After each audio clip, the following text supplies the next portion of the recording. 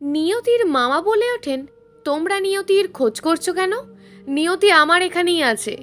নিবর্ণ নিয়তির মামার কথা শুনে দীর্ঘ একটা শ্বাস ফেলে, মুখে এক ঝিলিক হাসি নিয়ে বলে, নিয়তির সাথে আমি একবার দেখা করতে চাই। নিয়তি কোন জায়গায় আছে? নিয়তির মামি নিবর্ণের সামনে এসে বলে, অনেক সহ্য করেছি, আর নয়, তোমরা এখনই আমার বাড়ি থেকে বেরিয়ে যাও। আমি থাকতে কিছুতেই দেখা করতে পারবে না নিয়তির সাথে। নিবর্ণ নিয়তির মামির হাত ধরে বলে, প্লিজ মামি, নিয়তির কাছ থেকে আমাকে আলাদা করবেন না। আমি এসেছি শুধু নিয়তির সাথে দেখা করার জন্য। নিয়তির মামি কর্কশ কণ্ঠে বলে ওঠেন, তুমিই তো নিয়তির জীবনটা ধ্বংস করেছো। এখন কোন মুখে নিয়তির সামনে দাঁড়াবে? তোমার লজ্জাবোধ বলতে কিচ্ছু নেই?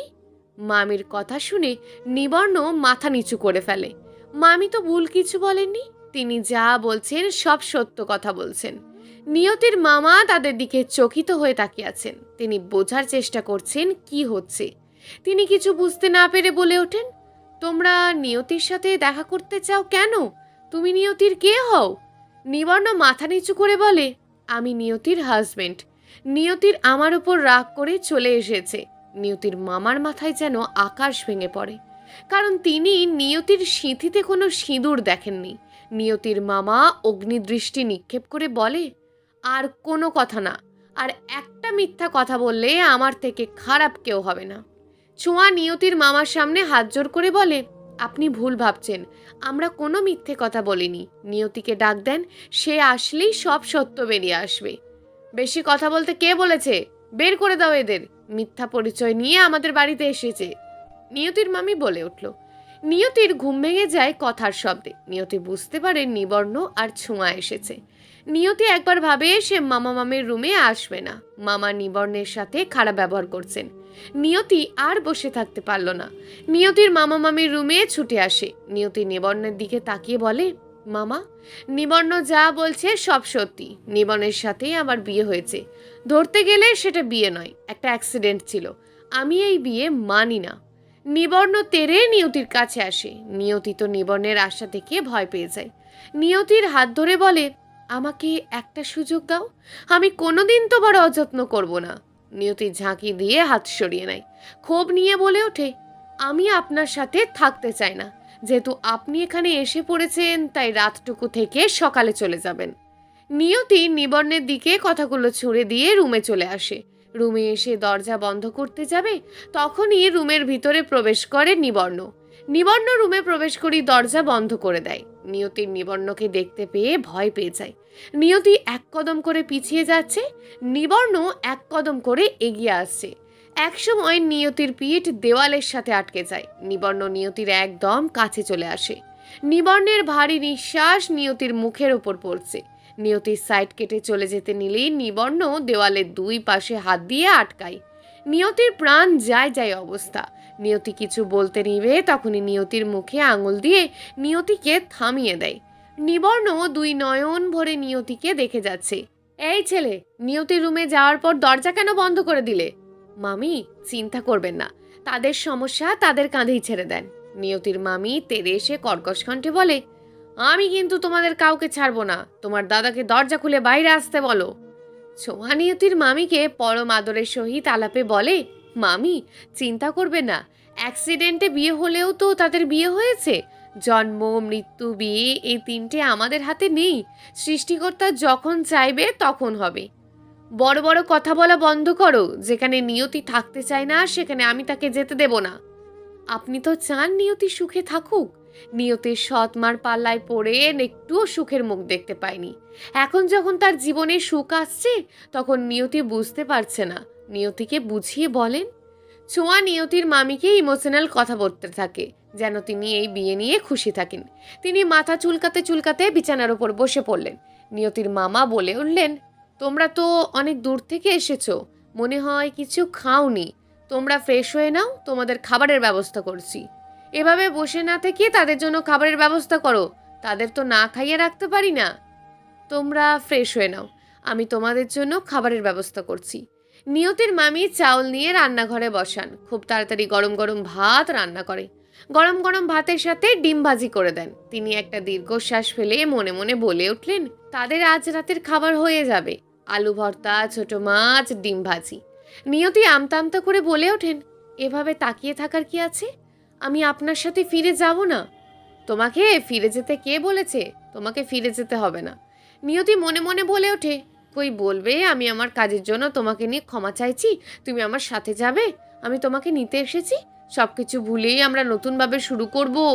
নিবর্ণ নিয়তির কানের কাছে ফিসফিস করে বলে ওঠে, তুমি না যেতে চাইলে যাবে না, কিন্তু আমি তোমাকে তুলে নিয়ে যাব, এখানে তোমাকে থাকতে দেব না। নিয়তির কানে এতটাই নেশা ভরা কণ্ঠে বলে যে নিয়তি কেঁপে ওঠে, একদম জড়সড় হয়ে দেওয়ালের সাথে লেগে যায়। নিয়তি এমন অবস্থা দেখে নিবর্ণের মাথায় দুষ্টুমির বুদ্ধি কাজ করে। নিবর্ণ নিয়তির কোমরে হাত দিয়ে নিজের কাছে নিয়ে যায়।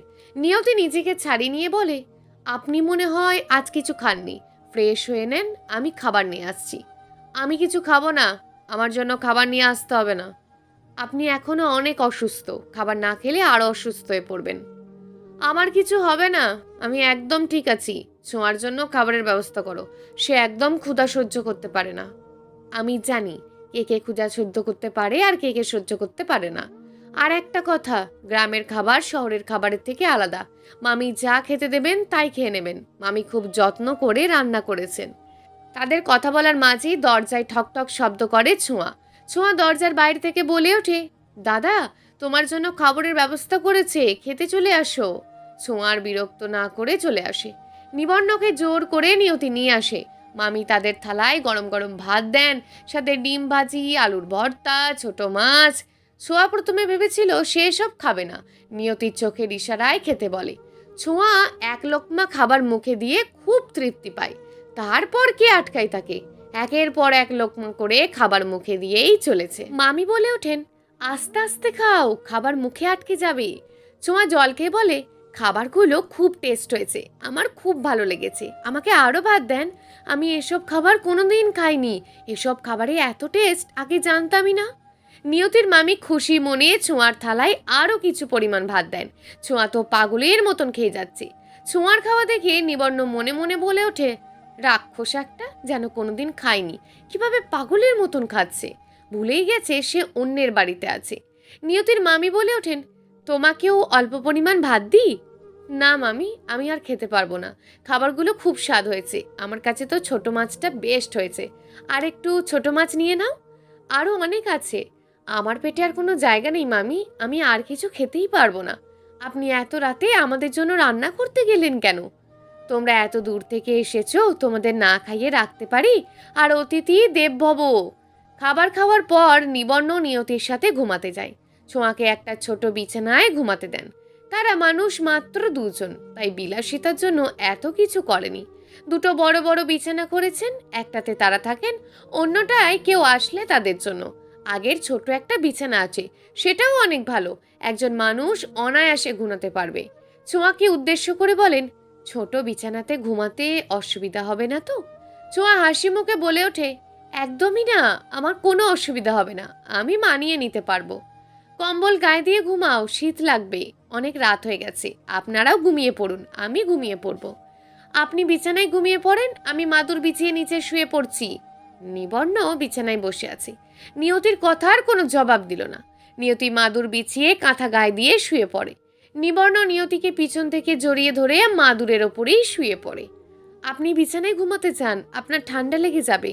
নিবর্ণ নিয়তির চুলে মুখ লুকিয়ে বলে, আমি ফ্লোরে ঘুম আসলে আমার ঠান্ডা লেগে যাবে, কিন্তু তোমার ঠান্ডা লাগবে না? আমি মাটিতে শুয়ে অভ্যস্ত, আপনি তো মাটিতে কখনো ঘুমাননি।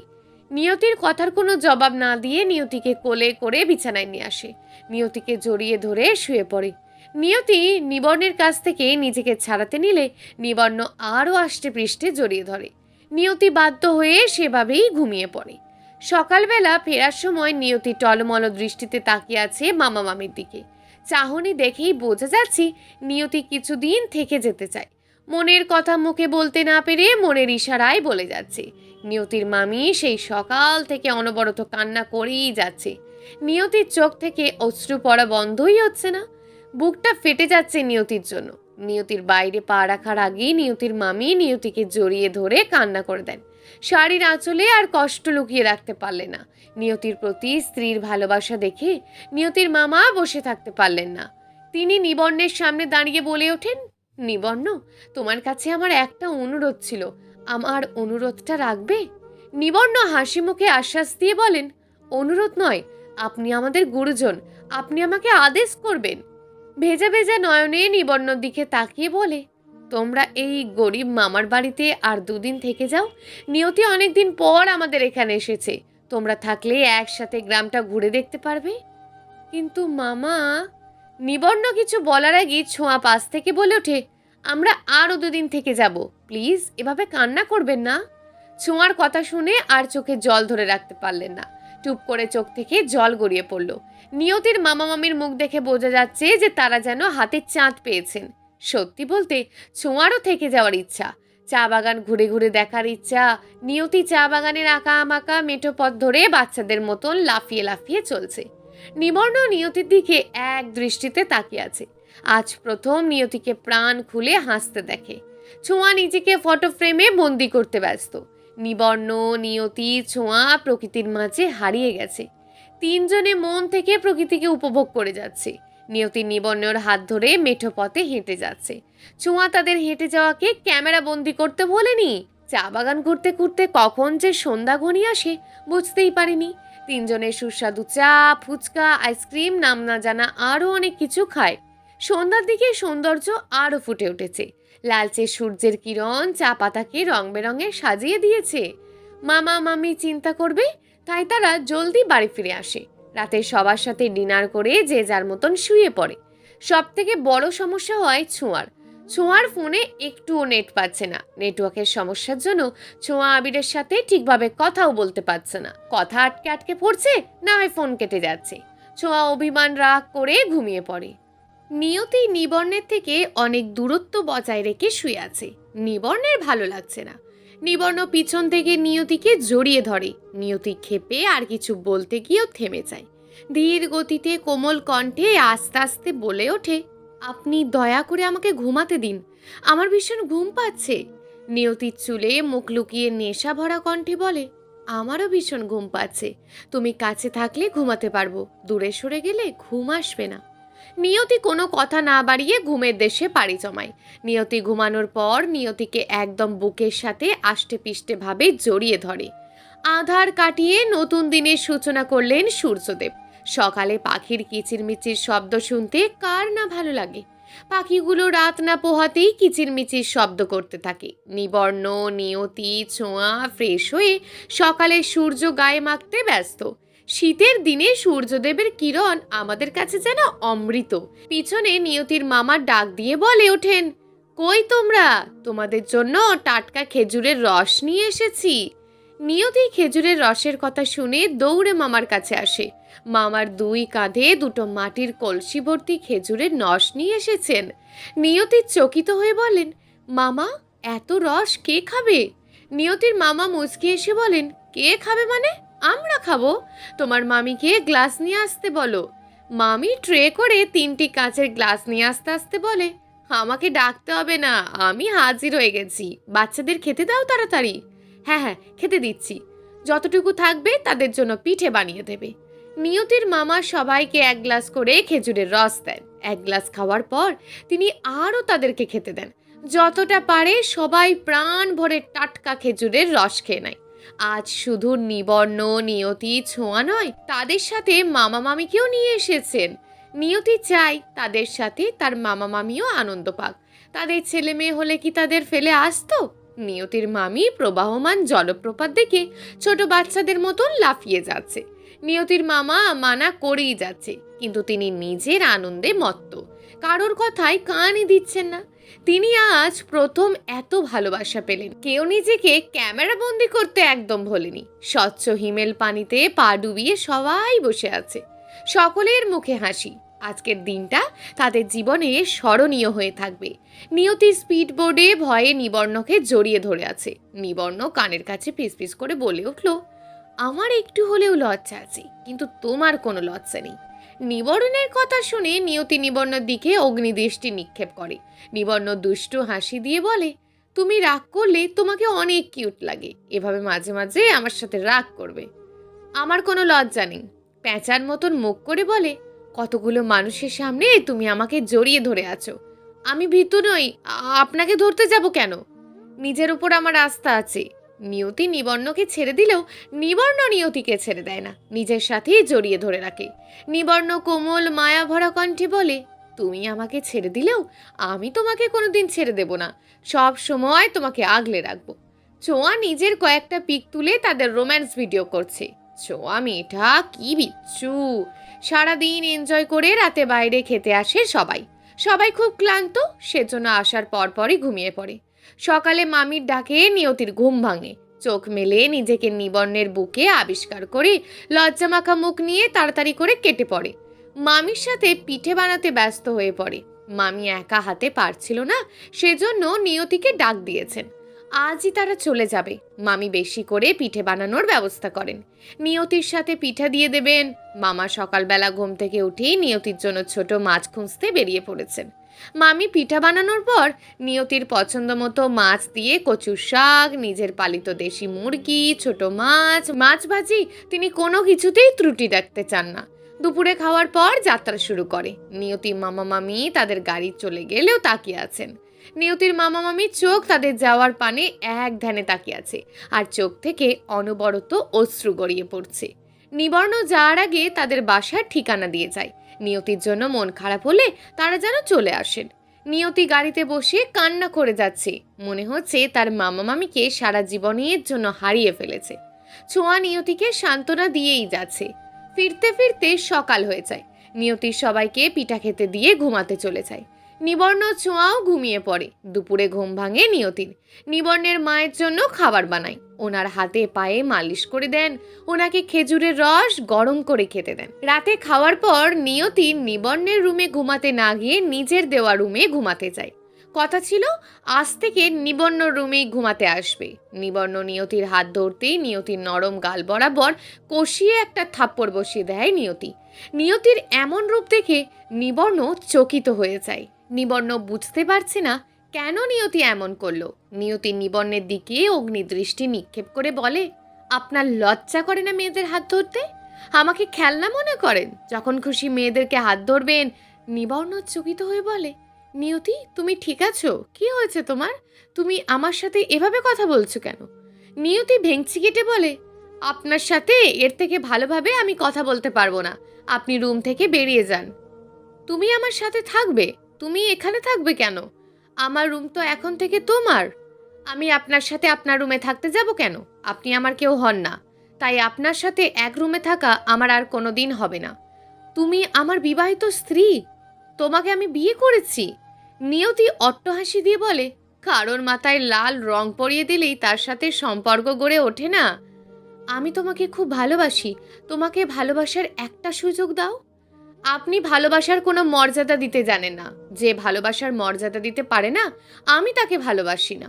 নিবর্ণ টলমল চোখে নিয়তির সামনে দাঁড়িয়ে বলে, আমাকে কি একটা সুযোগ দেওয়া যায় না? আমাকে তুমি এতটাই ঘৃণা করো?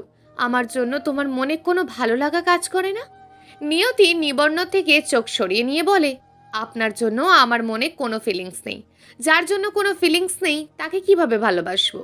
নিয়তির বাহু চেপে ধরে বলে, কেন আমার জন্য দিনকে রাত আর রাতকে দিন করেছো? কেন আমাকে সেবা যত্ন করে সুস্থ করে তুললে? মানবতার দিক থেকে বিবেচনা করে আপনাকে সুস্থ করে তুলেছি। আর আমি বাড়ির কাজের লোক। কাজের লোকেদের প্রধান কর্তব্য হলো মালিক অসুস্থ হলে সেবা যত্ন করা। নিবর্ণ নিয়তির কথাগুলো নিতে পারছে না। খুব রাগ হচ্ছে নিয়তির ওপর, কিন্তু নিবর্ণ নিরুপায়। তার জন্য নিয়তির এমন অবস্থা।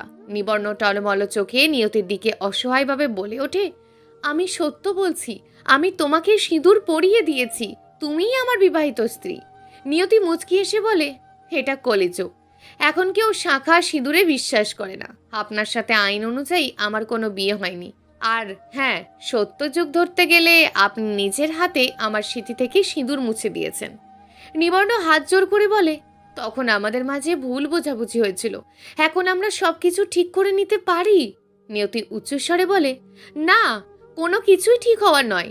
আমি আপনাকে আর বিশ্বাস করি না, আর যাকে বিশ্বাস করি না তার সাথে কোনোদিন ঘর করা যাবে না। আমাকে আর একবার বিশ্বাস করে দেখো, কোনো দিন তোমাকে অমর্যাদা করব না। তোমার কথা সব সময় মেনে চলবো। নিয়তি অগ্নিদৃষ্টি নিক্ষেপ করে ক্ষোভ নিয়ে বলে ওঠে, আপনি এই রুম থেকে বের হবেন নাকি আমি চিৎকার করব? আমি রুম থেকে কোথাও যাব না, আমি তোমার সাথে এই রুমেই থাকবো। আপনি সোজা কথায় যাবেন না, তাই তো? আমি কিন্তু চিৎকার করে বলবো, আপনি আমার দুর্বলতার সুযোগ নিতে চান। নিয়তির মুখ থেকে এমন নিচু কথা শুনবে নিবর্ণ কোনোদিন ভাবেনি। নিয়তির তো কোনো দোষ নেই, নিয়তিকে এমন বানিয়েছে নিবর্ণ। তার শাস্তি হিসাবে নিবর্ণ ভালোবাসা পেয়েও হারিয়ে ফেলছে। নিবর্ণের চোখ থেকে অনবরত অশ্রু গড়িয়ে পড়ছে। নিবর্ণ কথা বলার ভাষা হারিয়ে ফেলেছে। নিবর্ণ আমতা আমতা করে বলে, প্লিজ নিয়তি, এমন করো না। তুমি যদি চাও আমরা আবারও ধুমধাম করে বিয়ে করব, সানাই বাজবে, তুমি আমার জন্য বউ সেজে অপেক্ষা করবে। সরি, আমি আপনাকে বিয়ে করতে পারবো না। আমি আপনাকে ভালোবাসি না, আমি অন্য কাউকে ভালোবাসি। নিয়তি অন্য কাউকে ভালোবাসে কথাটা শুনে নিবর্ণ 2 কদম পিছিয়ে যায়। নিবর্ণ এতদিন ভেবে এসেছিল নিয়তি শুধু নিবর্ণের। আজ নিয়তির মনে অন্য কারোর বসবাস, সেখানে নিবর্ণের ছিটে ফোটাও নেই। নিবর্ণ চোখের জল মুছে আমতা আমতা করে করুণ স্বরে বলে ওঠে, তুমি কাকে ভালোবাসো? আমাকে ছেড়ে তুমি অন্য কাউকে ভালোবাসো? হ্যাঁ, আমি অন্য কাউকে ভালোবাসি। নিয়তি আর পারছে না। নিজেকে যতই শক্ত রাখার চেষ্টা করছে ততই ভেঙে পড়ছে নিবর্ণকে দেখে। নিয়তি নিবর্ণকে রুম থেকে ধাক্কা দিয়ে বের করে দেয়। তাড়াতাড়ি করে দরজা লাগিয়ে দরজায় বসে কান্না করে দেয়। নিবর্ণ ফুলের টবে লাথি দিয়ে নিজের রুমে চলে আসে। রুমে এসে রুমের সমস্ত জিনিস ভাঙতে শুরু করে, পাগলের মতন করতে থাকে। ব্যালকনিতে এসে গ্রিল ধরে নিয়তির কথাগুলো ভেবে যাচ্ছে। চোখ থেকে অনবরত অশ্রু গড়িয়ে পড়ছে। ভালোবাসলে এত কষ্ট পেতে হবে কোনো দিন জানা ছিল না। নিবর্ণ ধরে নিয়েছিল নিয়তি তাকে মন প্রাণ দিয়ে ভালোবাসে। নিয়তি কান্না করতে করতে সেখানেই ঘুমিয়ে পড়ে। নিবর্ণ নির্ঘুমে কাটিয়ে দেয় সারা রাত। নিবর্ণের চোখে কোনো ঘুম নেই। নিয়তির কষ্ট এতটাই পাথর হয়ে গেছে যে কোনো দিকে নিবর্ণের খেয়াল নেই। আবির ছোঁয়ার সামনে দাঁড়িয়ে হাত কাঁচুমাচু করে যাচ্ছে। ছোঁয়াকে কি বলতে এসেছে মনে নেই। 4 দিন পর ছোঁয়াকে দেখতে পেয়েছে। ছোঁয়ার দিকে এক ধ্যানে তাকিয়ে আছে।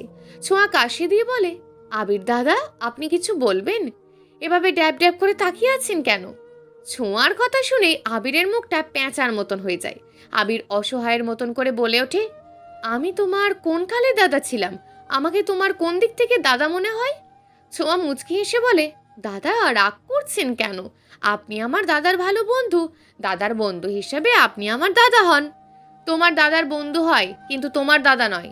বিড়বিড় করে বলে, দাদা হিসাবেই দেখো বলে তোমাকে নিজের করে নিতে পারছি না। আপনি কিছু বললেন? আমি কিছু শুনতে পাচ্ছি না।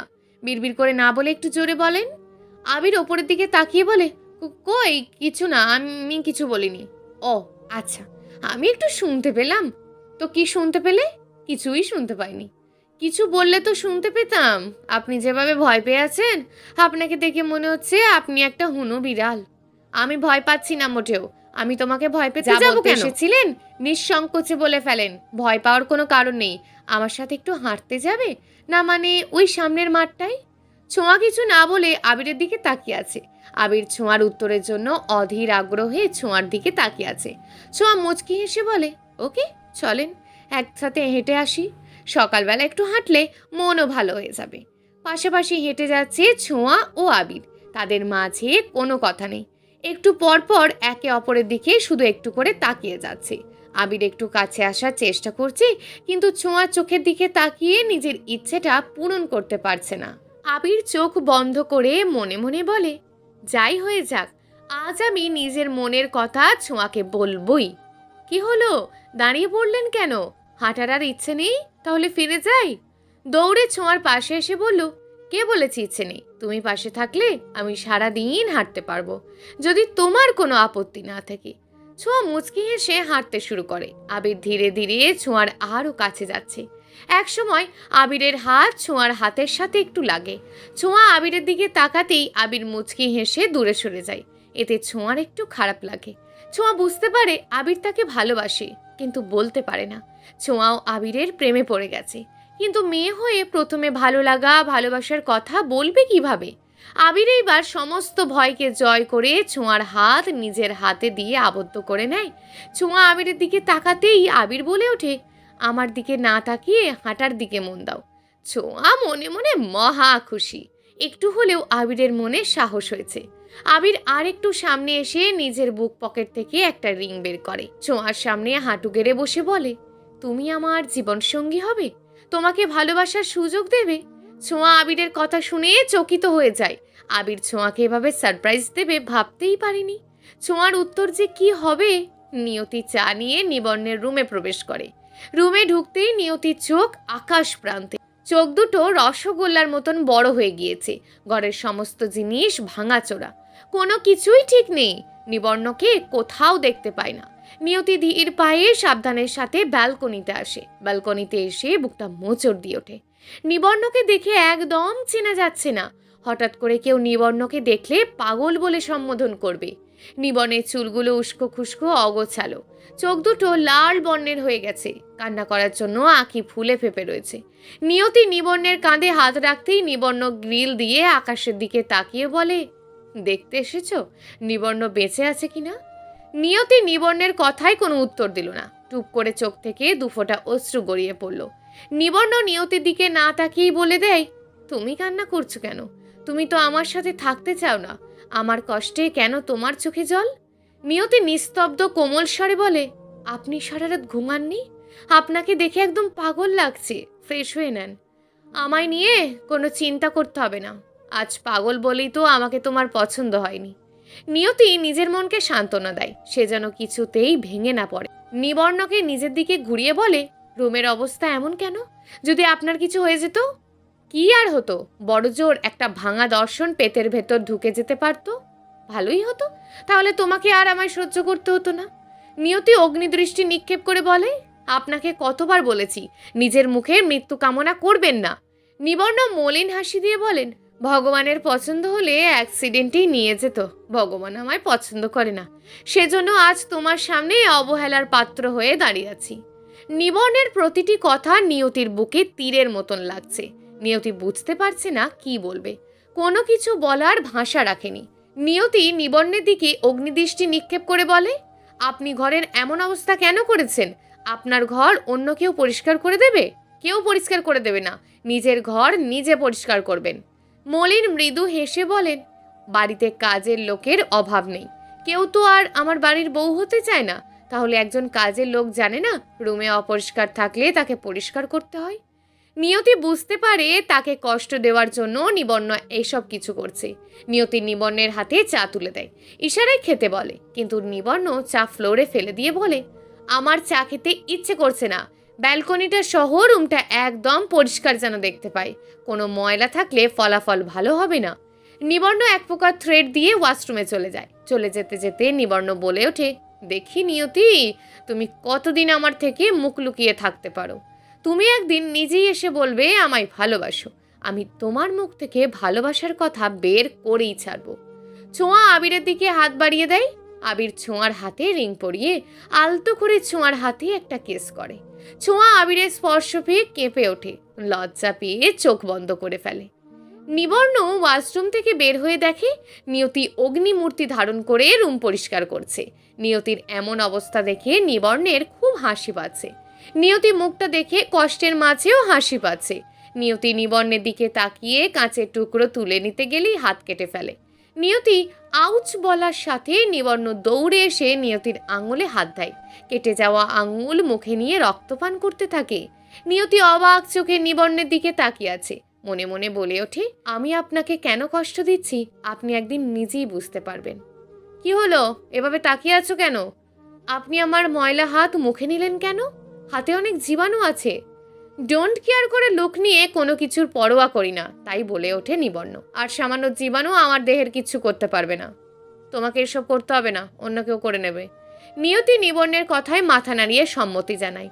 নিয়তি চলে যেতে নিলেই, মিস নিয়তি, আমি তোমাকে এখান থেকে চলে যেতে বলেছি? নিয়তি মাথা নিচু করে বলে, না মানে এখন তো এখানে আমার আর কোনো কাজ নেই, তাই এখানে আমি দাঁড়িয়ে থাকতে চাই না। তুমি এই বাড়ির কাজের লোক, আমি তোমাকে যা বলবো তুমি তাই করবে। আমি যখন এখান থেকে তোমাকে চলে যেতে বলবো তখনই তুমি চলে যাবে। নিয়তি মাথা নাড়িয়ে সম্মতি জানায়। নিয়তির এমন স্বভাব দেখে নিবর্ণের মনে ঢোল বাজছে। বলতে ইচ্ছে করছে ঢাকের তালে খুশিতে মেতেছে মন, কিন্তু কি আর করার, নিয়তির সামনে এমন কিছু করতে পারবে না। নিয়তিকে একবার রাউন্ড করে মুচকি হেসে বলে ওঠে, দাঁড়িয়ে না থেকে বসে পড়ো, তোমাকে দাঁড়াতে বলিনি, বসে থাকতে বলেছি।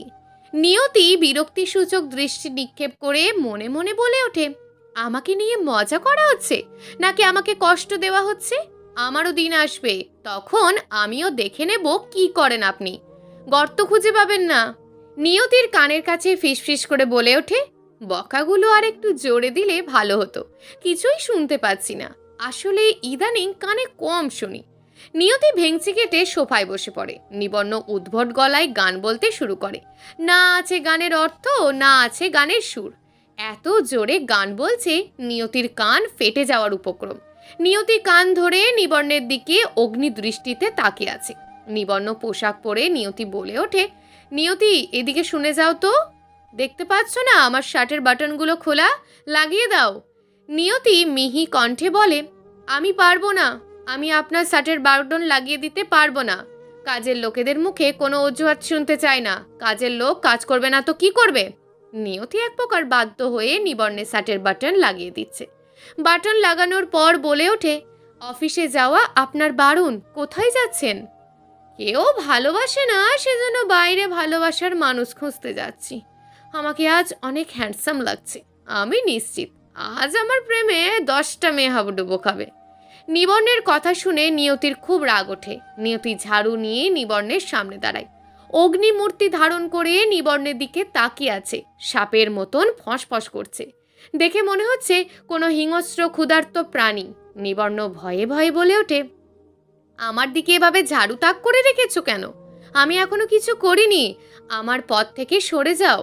নিয়তি ক্ষোভ নিয়ে বলে ওঠে, আপনি এক পা বাহিরে রেখে দেখান, তারপর আমার নাম পাল্টে রাখবো। শুকনো ঢোকিলে বলে, আমি বাইরে পা রাখলে তুমি কি করবে? এভাবে আমায় থ্রেট দিচ্ছ কেন? বাইরে পা রাখলে আপনার পা পায়ের জায়গায় থাকবে না, কেটে হাতে ধরিয়ে দেব। আটকে আটকে বলে ওঠে, তুমি তো আমায় ভালোবাসো না, তাহলে আমার ওপর কেন অধিকার দেখাচ্ছ? ভালোবাসার মানুষ খুঁজতে দেবে না? নিবর্ণের মুখ চেপে ধরে বলে, আপনার মুখে এই খোঁচা খোঁচা দাড়ি আর দেখবে না, আপনাকে দেখতে একদম হনুমান লাগবে। আমার কথা ছাড়া এক পা বাইরে গিয়ে দেখান। নিবর্ণ নিয়তির কোমর ধরে নিজের কাছে টেনে নিয়ে আসে। আচমকার নিবর্ণ নিয়তির কোমরে হাত রাখাতে নিয়তি ভয় পেয়ে কেঁপে ওঠে। নিয়তি পরক্ষণে বুঝতে পেরে নিবর্ণকে ধাক্কা দিয়ে দূরে সরিয়ে বলে, আমাকে টাচ করার চেষ্টা করবেন না, আপনার প্রতি আমার কোনো ইন্টারেস্ট নেই, তাই আমাকে টাচ করলে হাত ভেঙে রেখে দেব। নিয়তি নিবর্ণকে হুমকি দিয়ে রুম থেকে চলে যায়। নিবর্ণ আনমনেই নিয়তির কথা ভেবে হেসে ফেলে। মিসেস নিয়তি, তুমি নিজেও ভালোবাসবে না, আমাকেও ভালোবাসতে দেবে না, তবে আমি আমার ভালোবাসা আদায় করেই নেব। আমি জানি তুমি আমাকে আমার অন্যায়ের শাস্তি দিচ্ছ, আমি তোমার সমস্ত শাস্তি মাথা পেতে নেব। ছোঁয়া আবিরের মা বাবার সামনে লজ্জা লজ্জা ভাব নিয়ে বসে আছে। আবিরের দিকে তাকালেই আবির ছোঁয়াকে চোখ টিপে দেয়, এতে ছোঁয়া আরও লজ্জা পেয়ে যায়। ছোঁয়া আবিরের দিকে অগ্নিদৃষ্টি নিক্ষেপ করে মনে মনে বলে, আজই প্রপোজ করলো আর আজই আমার বাড়িতে বিয়ের প্রস্তাব নিয়ে এসেছে, কেন আমার প্রেম করতে ইচ্ছে করে না বুঝি? আমি বানের জলে ভেসে এসেছি। সবার চোখকে ফাঁকি দিতে পারলেও নিয়তির চোখকে ফাঁকি দিতে পারেনি আবির। আবির চোখ টিপলে দেখে ফেলে নিয়তি। নিয়তি ধীরে ধীরে আবিরের কাছে আসে, সুযোগ বুঝে আবিরের পিঠে বসিয়ে দেয় বিলাই চিমটি। আবির চিমটি সহ্য করতে না পেরে আউচ বলে চিৎকার করে ওঠে। নিয়তি মুচকি হেসে বলে, ছোঁয়া, আবিরকে মেবি পিঁপড়া কামড়েছে, তাকে মেডিসিন লাগিয়ে দাও। আবিরের দিকে শয়তানি দৃষ্টিতে তাকিয়ে বলে, প্রেম করার রাস্তা বানিয়ে দিলাম, যাও মন খুলে প্রেম করো। আবির ইনোসেন্ট মুখ করে ছোঁয়ার সাথে ছোঁয়ার রুমে চলে আসে। আবির কিছু বলতে নেবে তার আগেই ছোঁয়া আবিরের মুখ ধরে বলে, আপনি এত আনরোম্যান্টিক কেন? আমরা আগে কিছু বছর প্রেম করব, তারপর বিয়ে করব, সকালে প্রপোজ করি, বিকেলেই বিয়ে প্রস্তাব। আবির চোখের ইশারায় মুখ থেকে হাত সরাতেই বলেন, কিন্তু ছোঁয়ার দিকে খেয়াল নেই। ছোঁয়া নিজের মতন বকবক করেই যাচ্ছে। আবির কোনো উপায় না পেয়ে ছোঁয়ার কোমরে হাত দিয়ে নিজের কাছে নিয়ে আসে। আবিরের স্পর্শ পেয়ে ছোঁয়া কেঁপে ওঠে। ছোঁয়ার মুখে আর কোনো কথা নেই। ছোঁয়া চোখ বড় বড় করে আবিরের দিকে তাকিয়ে আছে। আবির দুষ্টু হাসি দিয়ে বলে, আমি রোম্যান্টিক হলে আমায় সহ্য করতে পারবে তো? আবিরকে ধাক্কা দিয়ে বলে, আপনি দূরে সরে দাঁড়ান, রোম্যান্টিক হতে হবে না। আবিরের বাবা বলে ওঠেন, যেখানে ছেলে মেয়ে দুজনেই রাজি আছে তাই আমরা আর দেরি করতে চাই না। নিবর্ণের মা নিবর্ণের দিকে তাকিয়ে বলে, আসলে আমি কোনো কথা দিতে পারছি না। আমি ছোঁয়ার মা হলেও আমার থেকে ছোঁয়ার ওপর বেশি অধিকার নিবর্ণের। তার সাথে এসব নিয়ে কথা বলবেন। আবিরের মা নিবর্ণের পাশে বসে। কি বলো নিবর্ণ, তোমার বোনকে আমার বাড়ির বউ হতে দেবে না? ছোঁয়াকে তোমার মতন ভালোবাসতে হয়তো পারবো না, কিন্তু ভালোবাসা দিয়ে ভরিয়ে দেওয়ার চেষ্টা করব। নিবর্ণ টলমল নয়নে বলেন, আঙ্কেল যে সিদ্ধান্ত নেবেন তাতেই আমি রাজি। আগামী মাসের 1 তারিখে বিয়ে, মাত্র 15 দিন পর বিবাহের কাজটা সম্পূর্ণ করতে চাই। নিবর্ণ মাথা নাড়িয়ে সম্মতি জানাই। আবিরের মা বাবা আরও অনেক বিষয়ে কথা বলতে থাকেন। নিবর্ণ মন ভার করে নিজের রুমে চলে আসেন। খুব কষ্ট হচ্ছে ছোঁয়ার জন্য। আর মাত্র 15 দিন তার বাড়িতে থাকবে, তারপর তাকে নিজের চোখে দেখতে পাবে না। ভাবতেই চোখ দিয়ে 2 ফোঁটা জল বেরিয়ে আসে। নিয়তি নিবর্ণের পিছন পিছন অনুসরণ করে চলে আসে। নিবর্ণের কাঁধে হাত রাখতেই নিবর্ণ ভয় পেয়ে যায়। চকিত হয়ে বলে ওঠে, কে? এভাবে চমকে উঠলেন কেন? কি হয়েছে আপনার? আপনার চোখে জল কেন? চোখে জল মুছে বলে, কই চোখে জল? আমার চোখে কোনো জল নেই। কান্না করছিলেন কেন? মলিন হাসি দিয়ে বলেন, কান্না করব কেন? মনে হয় চোখে কোনো কিছু পড়ে গিয়েছিল, তাই চোখে জল এসে পড়েছে। নিবর্ণকে নিজের দিকে ঘুরিয়ে বলে, কোনটা চোখের জল আর কোনটা নিজে থেকে বেরিয়ে আসে জল আমি ভালো করেই জানি। কার কথা ভেবে খারাপ লাগছে? নিবর্ণ নরম স্বরে ভেজা কণ্ঠে বলল, আমি কি আর ছোঁয়াকে দেখতে পাবো না? সে কি আমাদের ছেড়ে একেবারে চলে যাবে? নিয়তি বুঝতে পারে ছোঁয়া হলো নিবর্ণের একমাত্র দুর্বলতা। খুব বেশি ভালোবাসে ছোঁয়াকে, ছোঁয়াকে যেন চোখে হারায়। নিয়তি অভয় বাণী দিয়ে বলল, মন খারাপ করছেন কেন? যখন ইচ্ছা তখনই ছোঁয়ার সাথে দেখা করবেন। আবির তো আপনার বন্ধু, ছোঁয়াকে খুব ভালো রাখবে, ছোঁয়াকে খুব ভালোবাসে। তুমি সত্যি বলছো তো? ছোঁয়া আবিরের সাথে ভালো থাকবে? ছোঁয়ার কোনো কষ্ট হবে না তো? ছোঁয়ার কোনো কষ্ট হবে না। অনেক রাত হয়েছে, আপনি ঘুমিয়ে পড়ুন। কাল তো সারা রাত ঘুমাননি। তুমি ঘুমাবে না? তুমি কখন ঘুমের দেশে পাড়ি জমাবে? নিয়তি চোখ অন্যদিকে সরিয়ে বলে, আমায় নিয়ে চিন্তা করতে হবে না, আমি সময় মতন ঘুমিয়ে যাব। নিয়তি না কথা বাড়িয়ে নিবর্ণের রুম থেকে চলে আসে। নিবর্ণ বিছানা থেকে উঠে ব্যালকনিতে আসে। নিবর্ণের মনের মতন আজ প্রকৃতিও রূপ ধারণ করেছে। প্রকৃতির বুকে আজ অন্ধকার ঘনিয়ে এসেছে। আকাশ ভরা তারা থাকলেও রাতের সৌন্দর্যের চাঁদ নেই। চাঁদও অভিমান করে মুখ লুকিয়ে আছে। নিবর্ণ অন্ধকার ব্যালকনিতে কিছুক্ষণ বসে থেকে বিছানায় এসে শুয়ে পড়ে। গতকাল রাতে ঘুম না আসার জন্য খুব তাড়াতাড়ি ঘুমের দেশে পাড়ি জমায়। নিবর্ণ প্রতিদিন নিয়তির কাছ থেকে অপমানিত হয়ে ফিরে আসে। নিয়তি কিছুতেই নিবর্ণকে ক্ষমা করছে না। নিবর্ণ না পারছে নিয়তির ভালোবাসার বন্ধন থেকে বেরিয়ে যেতে, না পারছে অবহেলা সহ্য করতে। কিছুই বুঝতে পারছে না। নিবর্ণ যখনই নিয়তির সামনে আসে তখনই ভেসে ওঠে নিবর্ণের সেই জানোয়ার রূপজনিত চেহারা। না পারছে দূরে ঠেলে দিতে, আর না পারছে কাছে টেনে নিতে। দূরে সরে গেলেই কষ্টে বুক ফেটে যায়, কাছে আসলেই ভয়ঙ্কর রূপ ফুটে ওঠে। মান অভিমানের ওপর ভিত্তি করে চলে যাচ্ছে নিবর্ণ নিয়তির দিনগুলো। দেখতে দেখতে এগিয়ে আসছে আবির ও ছোঁয়ার বিয়ে। বিয়ের কাজে ব্যস্ত হয়ে পড়ে নিবর্ণ ও নিয়তি। আবির ও ছোঁয়ার বিয়ে কি নিবর্ণ নিয়তিকে কাছে নিয়ে আসবে, নাকি দূরে সরিয়ে দেবে? চলবে গল্প এক চিলতে সিঁদুর, লেখক অধীর রায়।